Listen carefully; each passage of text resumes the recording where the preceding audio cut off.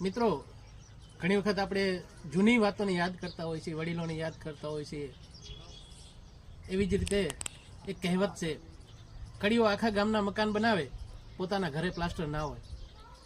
સુતારને ઘરે સારો પાટલો ના હોય. એવા જ મારા એક મિત્ર છે, લુહારનું કામ કરે છે, વેલ્ડિંગનું કામ કરે છે, અને આજે પહેલી વખત એમની આ જગ્યા પર હું આવ્યો છું. એમનું નામ છે રમેશભાઈ જાદવ. ભુજ પર દૂધઈની બાજુમાં ગામ આવેલું છે, નાનું એવું ગામ છે. અને રમેશભાઈ વેલ્ડિંગ અને ઘણી બધું કામ અહીંયા કરતા હોય છે.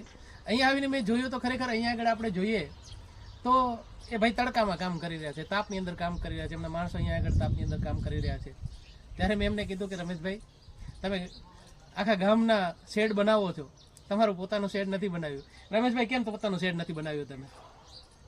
બહાર ગામ કામ હતું એટલા માટે, અહીંયા ઓછું કામ હોય. અને આ વાત ખરેખર અહીંયા આગળ ખરેખર આ સાબિતી પૂરે છે કે વાત કરતા હોઈએ છે ને કે કડિયા આખા ગામનું મકાન બનાવે, પોતાના ઘરે પ્લાસ્ટર ના હોય. આ ભાઈ આખા ગામના શેડ બનાવે છે, આજે પોતાનો શેડ નથી.